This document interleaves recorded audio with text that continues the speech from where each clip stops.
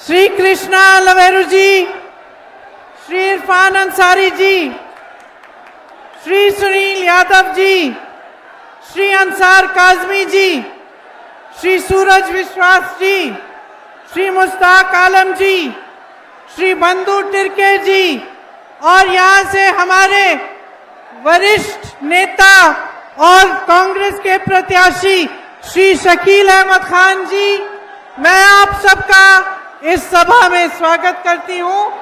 मंच पर आसीन सभी नेतागण, सभी महागठबंधन और कांग्रेस के पदाधिकारीगण, आपका भी बहुत बहुत स्वागत। और मेरे प्यारे भाइयों, मेरी प्यारी बहनों, आप बहुत समय से यहाँ इंतजार कर रहे हैं, इसके लिए मैं आपकी बहुत बहुत आभारी हूँ। और सबसे बड़ा स्वागत इस सभा में आप ही के लिए है। देखिए, ये जो आपकी धरती है, सीमांचल की धरती, ये धर्मनिरपेक्षता का प्रतीक है। यहाँ छठ घाट है, काली मंदिर है, ईदगाह है और बड़े बड़े सूफी संतों के मकबरे भी हैं। ये एक ऐसी जमीन है जिसके कण कण में भारत है, जिसके कण कण में इस देश की संविधान, इस देश के लोकतंत्र का रूह है। ये जो धरती है बिहार की, इसी ने महात्मा गांधी को रास्ता दिखाया। यही धरती है, बिहार की धरती, जिसमें एक समय कुछ किसानों ने अंग्रेजी साम्राज्य के खिलाफ एक बहुत बड़ी लड़ाई लड़ी। और आप सोच सकते हैं कि वो ऐसा समय था जब आज की तरह ये मोबाइल फोन नहीं थे, टीवी नहीं था, समाचार नहीं जाते थे, लेकिन इन किसानों ने एक इतना मजबूत संघर्ष किया, इतनी वीरता दिखाई कि महात्मा गांधी तक इनकी आवाज पहुंची। और महात्मा गांधी जी बिहार आए। बिहार आकर उन्होंने इन किसानों के साथ कंधे से कंधा लगाया और एक ऐसा सत्याग्रह शुरू किया जो इस पूरे विश्व में अनोखा था। अनोखा इसलिए क्योंकि वो सत्य और अहिंसा पर आधारित था, और इसलिए कि उस समय अंग्रेजी साम्राज्य सबसे बड़ा साम्राज्य था। अब मेरे इतने नौजवान भाई यहाँ खड़े हैं, इन सब बातों से आपका क्या ताल्लुक, मैं बताती हूं। आज जो लड़ाई कांग्रेस पार्टी और महागठबंधन लड़ रही है, वही लड़ाई है जो उस समय महात्मा गांधी जी लड़े थे। आज भी हम आपके अधिकारों के लिए लड़ रहे हैं, आज भी हम सत्य के लिए लड़ रहे हैं, आज भी हम एक साम्राज्य के खिलाफ लड़ रहे हैं, वो है नरेंद्र मोदी का साम्राज्य। आज हमारे प्रधानमंत्री जी उसी तरह से इस देश को चला रहे हैं, जनता को दबाते हैं, के बीच फूट फैलाने का काम उनकी पार्टी करती है। आप आवाज उठाते हैं, आप पर प्रशासन और पुलिस का जोर लगवाया जाता है। आज भी वही आपके अधिकार खतरे में हैं जिनके लिए महात्मा गांधी जी लड़े। क्या है वो अधिकार? उनमें से सबसे महत्वपूर्ण वोट का अधिकार है। ये जो वोट है आपका, जो आप कुछ ही दिनों में डालने जा रहे हैं, इस वोट से आपका भविष्य, आपका जीवन बनता है या बिगड़ता है। ये हमारे संविधान ने आपको एक सबसे बड़ी शक्ति दी है, जिससे आप इस देश की सरकार इस प्रदेश की सरकार के लिए आप खुद निर्णय ले सकते हैं। और आज आपने देखा है कि संविधान को कमजोर करने की पूरी कोशिश भाजपा वालों ने की। और जब उनको पता लगा कि 2024 के जो आम चुनाव थे कि उसमें कि जनता खिलाफ है, संविधान को कमजोर करने की, जनता लड़ेगी, जनता आवाज उठाएगी, तब वो पीछे हटे और उन्होंने जो इनका वोट चोरी का काम है उसको मजबूत करना शुरू किया। वोट चोरी का मतलब यह है कि आपके वोट का अधिकार खत्म करने की साजिश। कौन है वोट चोर? जोर से बोलो, कौन है वोट चोर? नाम लो उनका, नाम लो उनका। उनके साथ 3 और लोग हैं। सबसे पहला ज्ञानेश कुमार, बोलो मेरे साथ, ज्ञानेश कुमार। मेरे साथ बोलो, विवेक जोशी, SS संधू। ये 3 लोग हमारे चुनाव आयोग के सबसे बड़े अधिकारी हैं और इनको इतनी शर्म नहीं है कि इस देश ने उनको दायित्व दिया है, उनको जिम्मेदारी दी है कि हमारे लोकतंत्र की रक्षा करें, हमारे वोट की रक्षा करें, लेकिन इनको शर्म नहीं है। ये आपके यहां से, बिहार से 65 लाख वोट काट रहे हैं, काटे हैं इन्होंने। तो आप बताइए, क्या इनको पद के पीछे छिपने देना चाहिए? क्या इनको अपने पद के पीछे छिपना देना चाहिए, हाँ कि ना? नहीं, बोलो नहीं छिपना है। क्या कुछ महीने बाद ये रिटायर होके चैन की जिंदगी जी सके? ये अच्छी बात है? क्या ये देश इनको भूलेगा? क्या आप इनको याद रखेंगे कि नहीं? जिन्होंने लोकतंत्र के साथ, संविधान के साथ, इस देश की मिट्टी के साथ विश्वासघात किया है, उनको आप भूलेंगे कि याद रखेंगे? याद रखिए इनको, इनके नाम याद कर लीजिए। जैसे एग्जाम के लिए आप मुद्दे याद करते हैं, उसी तरह से ये 3 नाम, और चौथे हमारे प्रधानमंत्री नरेंद्र मोदी जी, 5वें उनके गृह मंत्री अमित शाह जी, आप याद रखिए, क्योंकि वो समय आया और आएगा कि देश को जवाब देना पड़ेगा। और वो समय आएगा जब आप अपने अधिकारों की लड़ाई को मजबूत बनाएंगे, अपने बिहार को मजबूत बनाएंगे, और जो आपके साथ विश्वासघात हो रहा है उसका जवाब आप मांगेंगे। आज मेरे तमाम नौजवान भाई यहां खड़े हैं, बताओ शिक्षित हो कि नहीं? किसने पढ़ाई की है? हाथ उठाओ।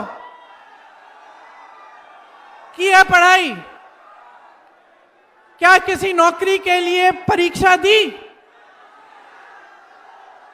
आपको मालूम है कि शायद 25 लाख बच्चे हर साल बिहार में ये परीक्षाएं देते हैं कि नहीं? फिर क्या हुआ? क्या हुआ? पेपर लीक हुआ, आपके रिजल्ट निकले, आपकी नियुक्तियां हुई, और जो तमाम सरकारी पद खाली पड़े हैं बिहार की सरकार ने भरे। आज शिक्षित हो, बेरोजगार क्यों हो? बेरोजगार क्यों हो? मैं बताऊं? देखो, एक जमाने में अगर रोजगार लेना था, ढूंढना था, तो कहां से मिलता? सबसे पहले खेतों से। खेती किसानी से आप कमा सकते थे। यहां पे जो बुजुर्ग बैठे हैं, किसान हैं, बताएंगे कि खेती से कमा भी सकते थे और रोजगार भी बनते थे। क्यों बहने, सच बात है कि नहीं?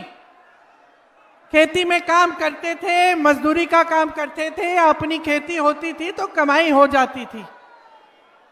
आज क्या परिस्थिति है, कमा के देखो। सुबह से शाम तक खून पसीना बहाओगे, खेती में काम करोगे, लेकिन कमा नहीं पाओगे, कमा नहीं पाओगे। सरकार से कोई मदद नहीं मिलती किसानों को। आपको उपज का दाम मिल रहा है? नहीं मिल रहा है। आपको न्यूनतम समर्थन मूल्य मिलता है? नहीं मिलता है। खाद के वितरण के लिए कितना इंतजार करना पड़ता है? आपको ताज्जुब होगा, मैंने यूपी में काम किया है। यूपी में मैं ललितपुर गई थी। ललितपुर में एक किसान खाद की वितरण की लाइन में खड़ा हुआ, 2 दिन खड़ा रहा। वो वहां से निकलना नहीं चाह रहा था, क्योंकि वो सोच रहा था कि जब खुलेगी, अगर मैं यहां खड़ा नहीं होऊंगा तो मुझे खाद नहीं मिलेगी, मैं बर्बाद हो जाऊंगा। खड़ा खड़ा कुछ नहीं खाया, कुछ नहीं पिया, वहीं पे गिर के मर गया। ये है हालत आज इस देश की, जहां भाजपा की सरकार है। वहां भी 10 सालों से भाजपा की सरकार, और यहां एनडीए की सरकार, और केंद्र में भी ना आपको खाद मिलता है। आप पेट्रोल डीजल खरीदने जाते हैं तो टैक्स पे टैक्स, महंगा से महंगा बन गया है। ट्रैक्टर पे भी टैक्स है, हर चीज हर सामान पे टैक्स है। आप कमाएंगे कैसे? दूसरी तरह से एक सरकार मिलता था, सरकारी कंपनियां, बड़े बड़े सरकारी उद्योग मिल लगते थे, तमाम इंडस्ट्री आती थी, बड़े बड़े हवाई अड्डे बनते थे, सरकारी खदान होते थे। आज क्या समस्या है? नरेंद्र मोदी जी ने लगभग सारे सरकारी जितने भी बड़े उद्योग हैं, अपने 2 बड़े सेठों को दे डाले। कौन है ये सेठ, कौन बताएगा? पहले अडानी जी, बोलो अडानी जी, दूसरे अंबानी जी। आपकी सारी संपत्ति इन दोनों को दी गई है।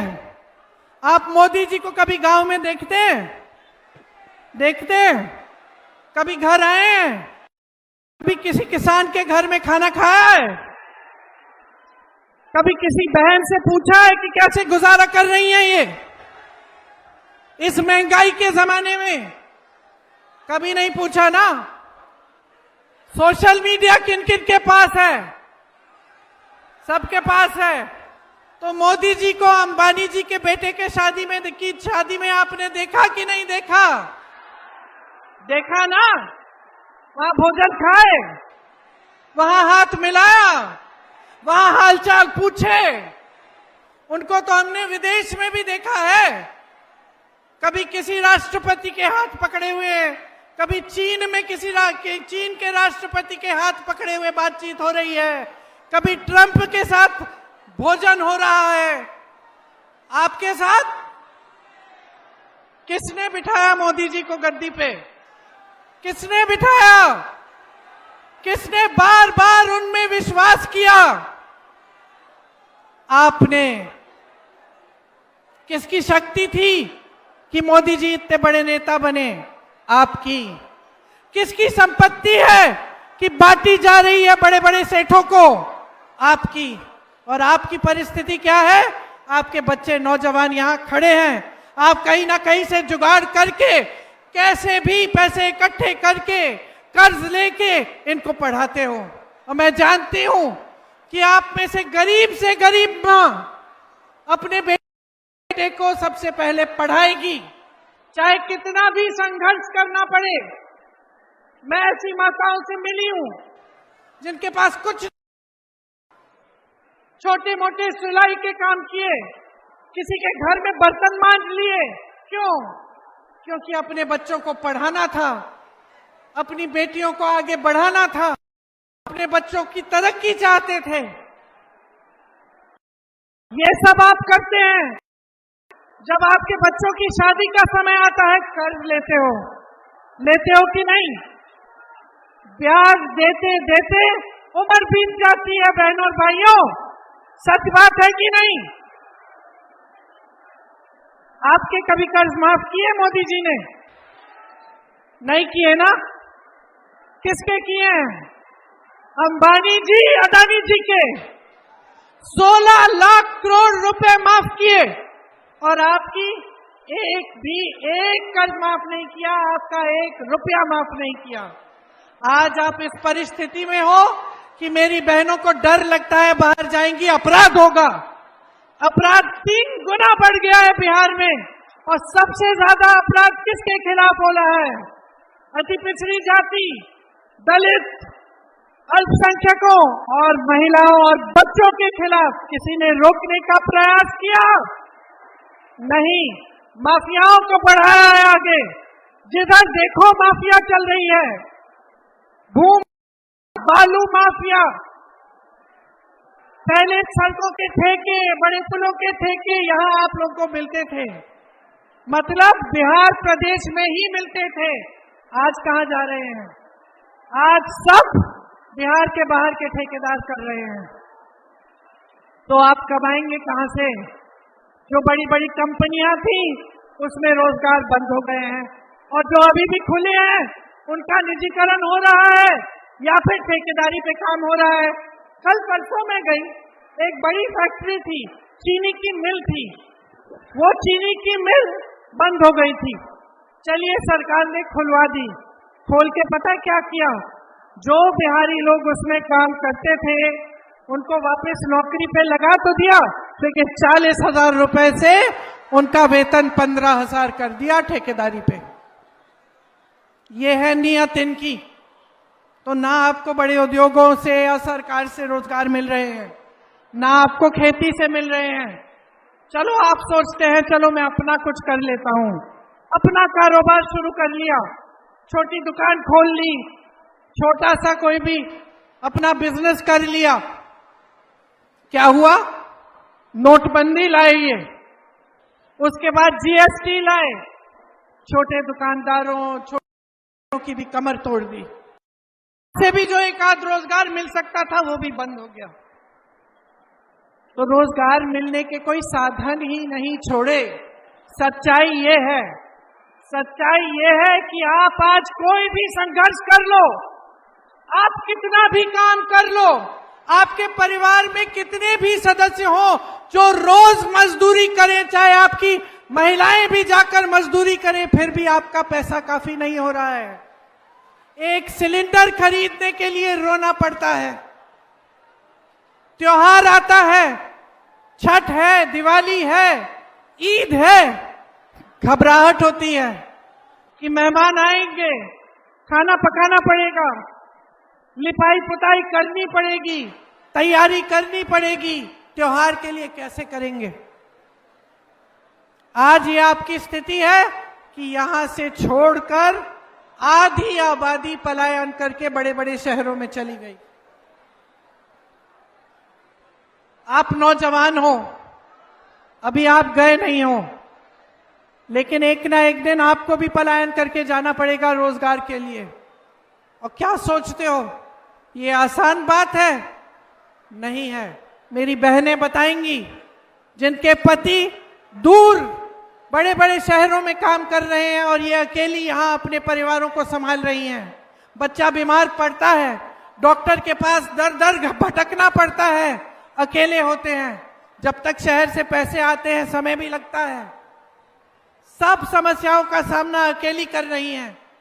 और जो वहां चले गया है पलायन करके, वो कितना संघर्ष करता है, बड़े शहर में जाता है, किसी को जानता नहीं है, किसी को पहचानता नहीं है, कहीं एक छोटा सा कमरा ले लिया किराए पे, उस कमरे में उसके साथ 10 और लोग देश भर से पलायन आके रह रहे हैं। वो बेचारा उन सब के साथ वहां रहता है, सुबह निकलता है, मजदूरी ढूंढ लेता है, जितना भी वेतन मिलता है, जितनी भी मजदूरी मिलती है ले लेता है कि चलो कोई बात नहीं, कुछ तो मिल रहा है, कुछ तो नौकरी कर रहा हूं, घर कुछ छोटा मैं बचा के भेज तो पा रहा हूं। बड़े शहरों में अपमान सहता है, कोई बड़ा सेठ उल्टा पुल्टा बोल देता है, उसको अपमान कर लेता है। अक्सर मैंने देखा है कि खास तौर से जो यूपी बिहार के लोग हैं जो पलायन करके आते हैं बड़े दिल्ली जैसे शहर में, उनका वहां अपमान भी होता है। वो जो गया है पलायन करके मजदूरी कर रहा है, वो अपमान भी सह लेता है, पी लेता है, क्योंकि मजबूरी है और कोई चारा नहीं है। साल में एक बार घर आएगा, त्योहार के समय, दिवाली के समय, ईद के समय, तो वही 4-5 दिन, वही 10-15 दिन मिलेंगे, तभी परिवार को देखेगा। साल भर में बच्चे कितने बड़े हो गए उसको एहसास ही नहीं होगा। क्या समस्याएं हैं जिनसे जूझ रहा है परिवार, बेचारे को पता चलेगा, लेकिन आ नहीं पाएगा मदद करने के लिए। माँ बाप खेती में अभी भी मजदूरी कर रहे हैं, हाथ नहीं बटा पा रहा है क्योंकि बड़े शहर में है। ये कैसा जीवन है? क्या ऐसा होना चाहिए? क्या ऐसे खुशहाल प्रदेश में, जहां उपजाऊ जमीन है, जहां इतनी काबिल जनता है, जिसने इस देश का निर्माण किया। देखिए, मैं पूरे देश भर में भ्रमण करती हूं, कन्याकुमारी, केरल से लेके कश्मीर तक मैंने बिहारी मजदूर देखे हैं। पूछा है, कहाँ के हो भाई? यहां के नहीं लगते तुम, मैं बिहार का हूं। क्या बना रहे हो? यहां बड़ी इमारत बनने जा रही है। इस देश का निर्माण आज भी बिहार की जनता कर रही है। कन्याकुमारी से लेकर कश्मीर तक इतनी काबिल जनता, इतने काबिल शिक्षित नौजवान। यहाँ की शिक्षा की परंपरा देखो, गर्व होना चाहिए आप सबको कि यहाँ की शिक्षा की व्यवस्था इतनी मजबूत थी कि यहीं से आईएएस के अफसर, आईपीएस के अफसर, आईएफएस के अफसर सारे जाते थे। अरे बड़े बड़े अधिकारी, बड़े बड़े नेता, इस देश के सबसे पहले दलित मुख्यमंत्री यहीं के, बिहार के। तो आप सोचिए कितनी बुलंद है ये जमीन, कितनी बुलंद है ये धरती, और क्या बना दिया है इन्होंने कि आपको रोजगार नहीं मिल रहा है। आप संकट ही संकट का सामना करते रहते हो और सामने सिर्फ अंधेरा दिखता है। अगर आप भविष्य का सोचो, ये मेरे सारे नौजवान साथी यहां खड़े हैं, इनका भविष्य क्या है? शिक्षित हैं, रोजगार नहीं मिल रहा, बेचारे पेपर लीक होता है, पेपर देते हैं, पेपर देने के लिए ट्यूशन की फीस भरनी पड़ती है, दूर दराज ट्यूशन में भेजना पड़ता है। आप फीस इकट्ठी करने के लिए संघर्ष करते हो, कर्ज लेते हो। इनको भी लगता होगा कि माँ बाप ने कर्ज लिया हमारी फीस भरने के लिए, और फिर भी हमारा कुछ नहीं हो रहा है, आगे रोजगार नहीं मिलेगा। यूपी में भी ऐसा है। मैं 28-29 साल के बच्चों से मिली हूं जिन्होंने मुझे बताया कि हमारी शादी तक नहीं हो रही है और हम ठहरे हैं कि नियुक्ति होगी, नियुक्ति होगी, आज नहीं तो 6 महीने में होगी। है कि नहीं? सच बात है। और यहां ये राजनीतिक मंचों पर बड़े बड़े नेता, मोदी जी जैसे नेता क्या कर रहे हैं? आपने भाषा सुनी है उनकी आजकल? क्या भाषा शैली है? हमारे देश के प्रधानमंत्री हैं, क्या भाषा शैली है उनकी? कहीं कट्टा, अपहरण, हत्या, इस ऐसी बातें। क्या मतलब है? क्या मतलब है इन बातों का?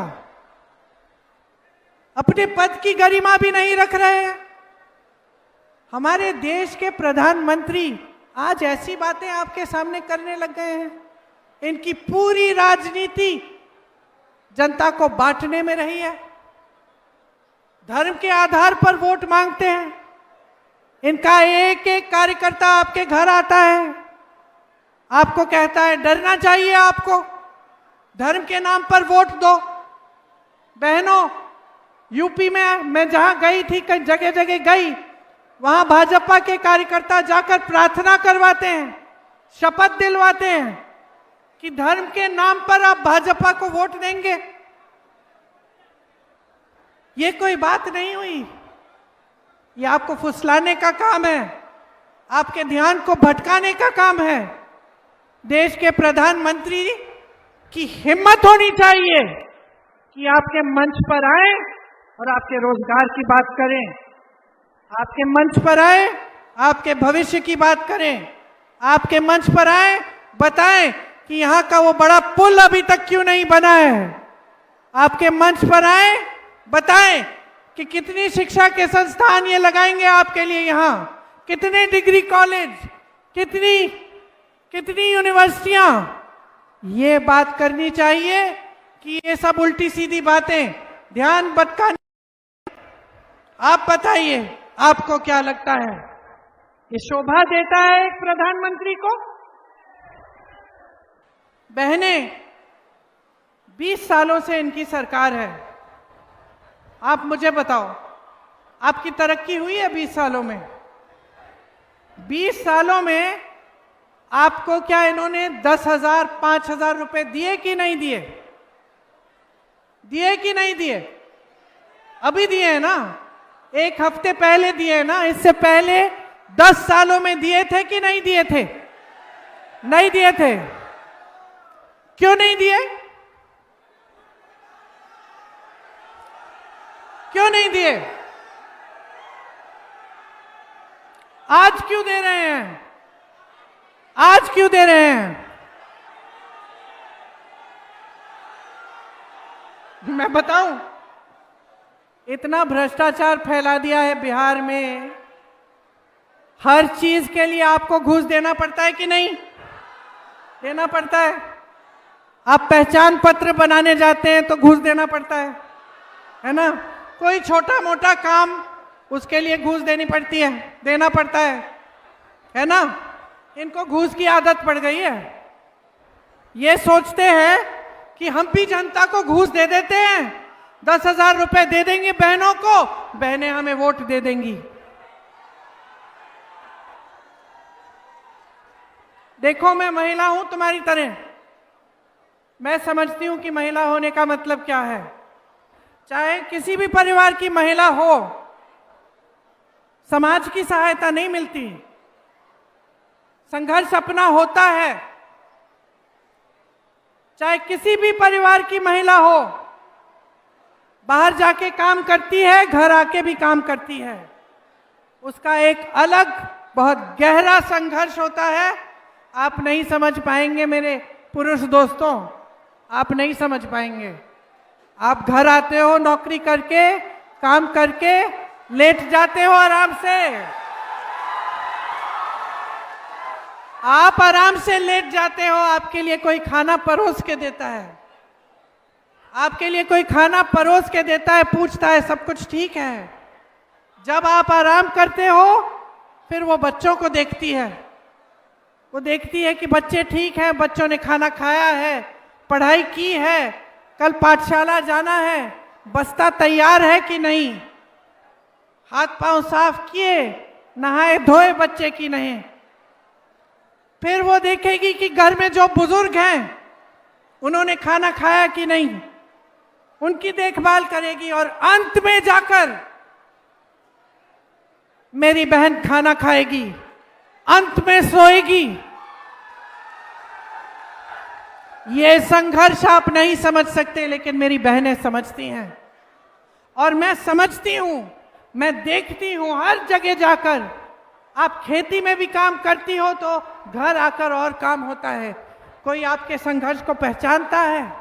10 सालों में किसी ने आपके संघर्ष को पहचाना कि आपकी बेटियां जब घर से निकलती हैं तो आप घबराती हो कि वापस आएगी सही सलामत कि नहीं? घबराती हो ना? किसी ने आपको पूछा? नहीं पूछा। और आज चुनाव आ गया तो आप याद आ गई।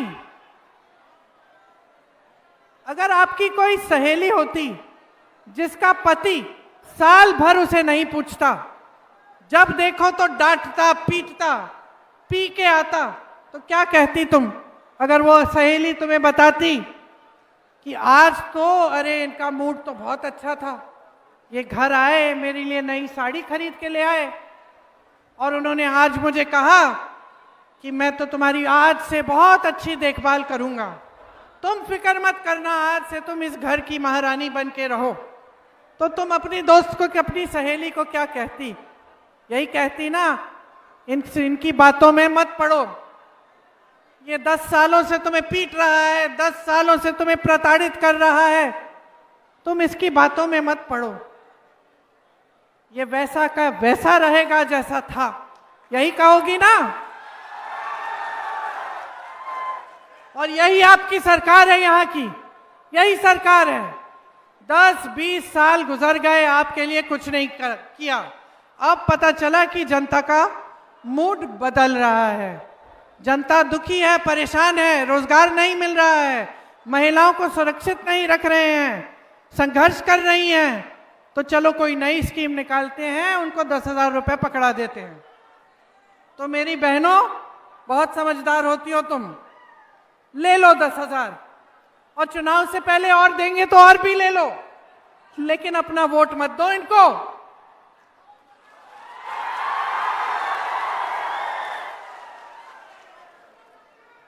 ये महिला खड़ी है ना यहां, आप खड़ी हो, आपका वोट इस आपकी बेटी जो आपके पास खड़ी है, इसको जाना चाहिए। आपका वोट इन बेटियों के नाम होना चाहिए, इन बेटियों के नाम। और आपका वोट आपके अपने भविष्य के नाम होना चाहिए। आप इस कीमती वोट को व्यर्थ नहीं करेंगे।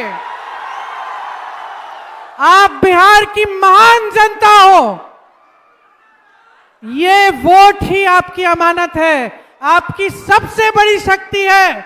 इसको व्यर्थ मत करो, इनकी बातों में मत पड़ो। बहुत हो गया है, बहुत हो गया है, आपने सब कुछ देख लिया, आपने धर्म के नाम पर वोट डाल के देख लिया। ये छोटी छोटी पार्टियां जो बुदबुदे की तरह उठती हैं चुनाव के समय, जो आपने इनको भी देख लिया है कि कहां कहां उभर रही हैं। ये वहां उभर रही हैं जहां इनके उभरने से भाजपा की मदद होगी। आपने ये भी देख लिया कि भाजपा के जो बड़े बड़े नेता हैं, जो कट्टों की बात करते हैं, दुनाली बात करते हैं, गोली, फिरौती, रंगदारी, हत्या, अपहरण, ये बातें करते हैं इनके नेता, इनके सबसे बड़े नेता, देश के प्रधानमंत्री अपने स्तर को इतना गिरा चुके हैं। आप सब देख रहे हैं, आपकी आंखों के सामने है।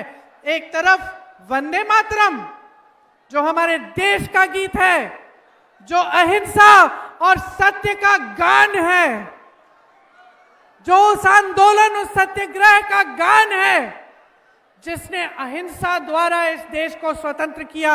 और आप ऐसी हिंसक बातें कर रहे हैं। आप किसका मजाक उड़ा रहे हैं? इस देश की जनता का मजाक उड़ा रहे हैं। ये देश जो है, बहुत विवेक है इसमें। मैं बताती हूं आपको, सुन लीजिएगा प्रधानमंत्री जी जहां भी है, मैं बताती हूं, इस देश में इतना विवेक है कि आपको पहचान रही है। आज आप वोट चोरी पर उतर गए हैं, क्योंकि आप जानते हैं कि ध्यान भटकाने से काम चल नहीं रहा है, धर्म का नाम लेने से काम चल नहीं रहा है, लोगों का बेवकूफ बनाने से काम चल नहीं रहा है।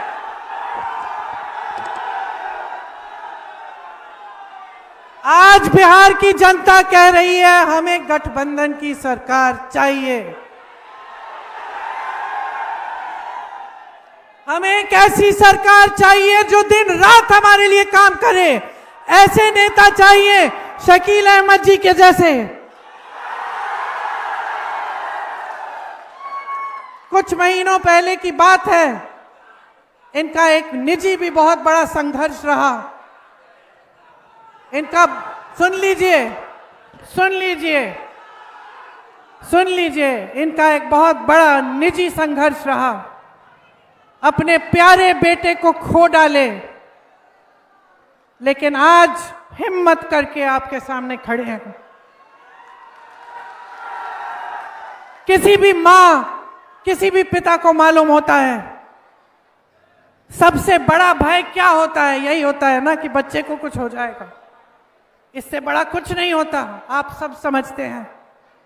और उस हादसे से गुजर के भी जो आपके सामने आपकी सेवा करने के लिए तैयार है, वैसा नेता चाहिए आपको, इनके जैसा।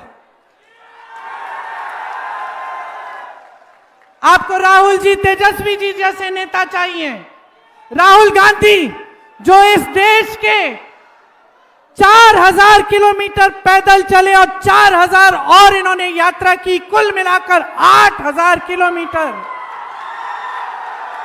किस लिए? आपके लिए न्याय मांगने के लिए, इस देश की एकता के लिए, ये कहने के लिए कि चाहे आप अल्पसंख्यक हो, चाहे आप हिंदू हो, मुसलमान हो, सिख हो, ईसाई हो, बौद्ध धर्म के हो, चाहे आप जैन धर्म के हो, आप सब इस देश में एक हो।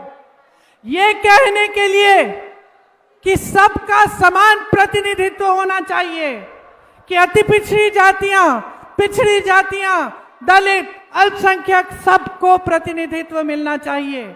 ये कहने के लिए कि देश भर में जाति जनगणना होनी चाहिए, ताकि जाने तो सही कि कितने लोग हैं किस किस जाति के, ताकि उनको न्याय मिले। भाजपा के बड़े नेताओं ने इसका विरोध किया, फिर 24 का चुनाव आया, घबरा गए कि हम इसका विरोध करेंगे तो हम हार सकते हैं, तो बिहार में जाति जनगणना कराई, फिर कचहरी में लेगा, ठंडे बस्ते में डाल दी ताकि लागू ना हो। लेकिन कांग्रेस ने तेलंगाना में जाति जनगणना कराई और उसी की तहत सारी नीतियां बनाई जा रही हैं। तो सच्चाई ये है कि आज बिहार की मांग है कि महागठबंधन की सरकार आए। मेरी बहनें सुन लो, आपके लिए हम क्या करना चाहते हैं, और खोखली बातें नहीं हैं।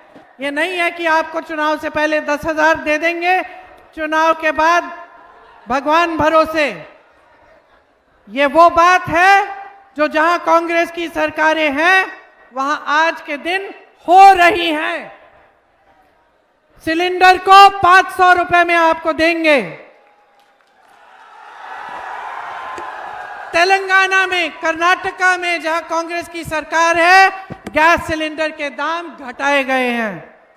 जीविका दीदियों को 30,000 रुपए का वेतन मिलेगा प्रति माह और पक्की नौकरी मिलेगी। बेटियां, तुम्हारे लिए हर अनुमंडल में महिला कॉलेज बनेगा। विधवा पेंशन 1500 रुपए और हर साल 200 रुपए बढ़ाया जाएगा। वृद्धजन पेंशन भी 1500 रुपए किया जाएगा। भूमिहीन परिवारों को मकान हेतु 3 से 5 डिसमिल जमीन मिलेगी और ये जमीन मेरी बहनों के नाम होगी। और जो पैसे आएंगे आपको माई बहन योजना में हर महीने 2500 रुपए दिए जाएंगे और सीधे आपके खाते में दिए जाएंगे। मैंने जातिगत जनगणना की बात की। पंचायती राज एवं नगर निकायों में ईबीसी आरक्षण 30% होगा और दलित आरक्षण 20%। अति पिछड़ा वर्ग अत्याचार निवारण अधिनियम बनाया जाएगा, जिससे ये जो अपराध आप सब पे बढ़ रहे हैं इनको रोका जाए। और निजी शिक्षा के संस्थानों में भी आपके लिए आरक्षण होगा। नौजवानों के लिए जब आप परीक्षा देने जाएंगे तो आने जाने का खर्चा सरकार उठाएगी। आपकी जो फॉर्म है वो निशुल्क होगी, उसकी फीस रद्द की जाएगी। 3 साल में कि आपकी डिग्री आप 3 साल में ही खत्म करोगे। आपके लिए आवासीय अंग्रेजी मॉडल विद्यालय बनाए जाएंगे और शिक्षा के लिए और उद्योग के लिए बिहार में 2000 एकड़ जमीन अलग से रखी जाएगी, जिसमें शिक्षा और उद्योग का निर्माण होगा। शिक्षा के केंद्र बनेंगे। आज के दिन प्रधानमंत्री मोदी जी यहाँ की जमीन 1 एकड़ में 1 रुपए एकड़ में अडानी जी को दे रहे हैं। आप सोचो, आप सब यहाँ खड़े हो, हजारों एकड़ जमीन 1 रुपया प्रति एकड़ में अडानी जी को दी जा रही है। अगर वही जमीन 1 एकड़ भी एक नौजवान को दे देते तो तुम अपना भविष्य नहीं बना देते? तो हम जमीन को आपके लिए, आपके शिक्षा के संस्थानों के लिए और आपके जो उद्योग बनवाने के लिए रखना चाहते हैं। हर विधानसभा में उद्योग बनाने के लिए, वहां स्थानीय उद्योग बनाने के लिए अलग से 10 करोड़ रुपए भेजे जाएंगे। अगर कोई नौजवान चाहता है कि वो अपना छोटा सा कारोबार शुरू करे तो उसके लिए सरकार 2 लाख रुपए देगी। आपका एक जॉब कैलेंडर बनेगा जिसमें प्रतीक्षा का दिन, परीक्षा का दिन, रिजल्ट का दिन और नियुक्ति का दिन पहले से तय किया जाएगा। और किसी ने उसको बदलने की कोशिश की, घोटाले करने की कोशिश की तो सख्त से सख्त कार्रवाई होगी। ये सब हम नौजवानों के लिए करना चाहते हैं। बहनें, आज किसी का इलाज करना पड़ता है तो बहुत मुश्किल होती है। राजस्थान में कांग्रेस की सरकार थी तो 25 लाख का स्वास्थ्य बीमा मिलता था। इसका मतलब है कि 25 लाख रुपए तक जितना भी इलाज करना था, चाहे वो कैंसर का इलाज हो, चाहे वो हार्ट का मरीज हो, चाहे लिवर की बीमारी हो, चाहे फेफड़े खराब हो, पूरा इलाज 25 लाख रुपए तक सरकार आपको निशुल्क देती थी, प्राइवेट में भी और सरकारी में भी। हम वही लागू करना चाहते हैं यहाँ बिहार में। आप सोचो कितनी सुविधा होगी अगर स्वास्थ्य की जो सुविधाएं हैं आपको 25 लाख तक निशुल्क मिले। यहाँ सरकारी अधिकारी खड़े हैं, कर्मचारी खड़े हैं।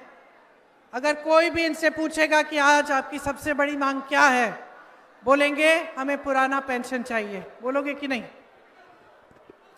कहेंगे हमें पुराना पेंशन चाहिए।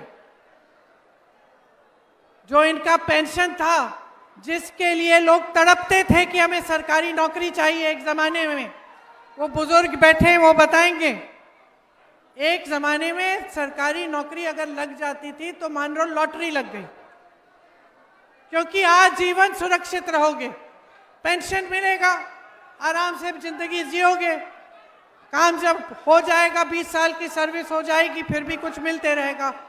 आज स्थिति यह है कि उस पेंशन के पैसे भी सरकार मार्केट में डाल देती है, बड़े बड़े उद्योगपतियों के पास जाता है।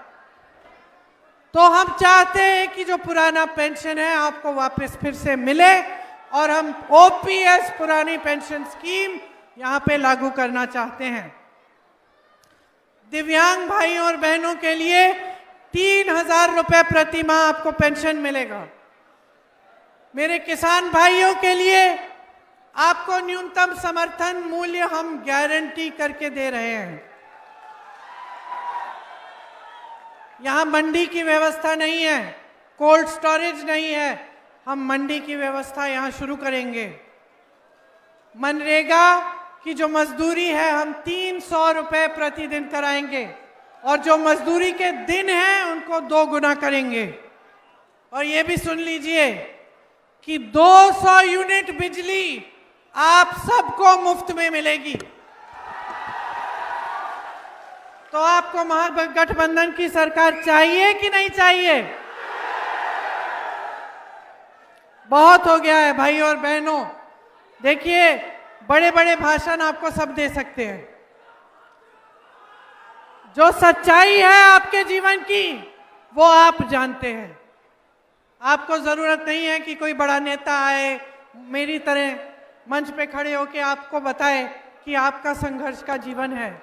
आप अपने संघर्ष को जी रहे हो, रोज सुबह उठते हो, घबराते हो, आज मजदूरी मिलेगी कि नहीं, बच्चों की फीस भर पाएंगे कि नहीं, इलाज हो पाएगा कि नहीं।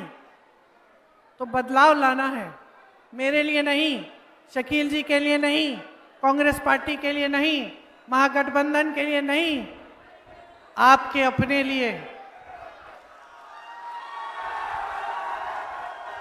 आपकी इस प्यारी बिहार की धरती के लिए, जिसने सबको बनाया है, इस देश को बनाया है, जिसको बिगाड़ा जा रहा है, इस धरती के लिए, इस मिट्टी के लिए, जिसमें आपके पूर्वजों का खून, पसीना और शहादत है। आपके पूर्वज जिन्होंने किसान आंदोलन किया, जिससे हमारा सत्याग्रह शुरू हुआ, जिससे हमारा देश आजाद हुआ, उनके लिए और आने वाली भविष्य की जो पीढ़ी है उसके लिए, अपने छोटे छोटे बच्चों के लिए एक महान बिहार, एक महान जनता जो इस बिहार का निर्माण कर पाए, जिसे मौका मिले, जिसे सरकार एक समान दृष्टि से देखे और सबको इकट्ठे आगे बढ़ाने का काम करे। तो आपने बहुत ही ध्यान से मेरी बातें सुनी। एक बार मेरे साथ बिहार की धरती की जय करिए।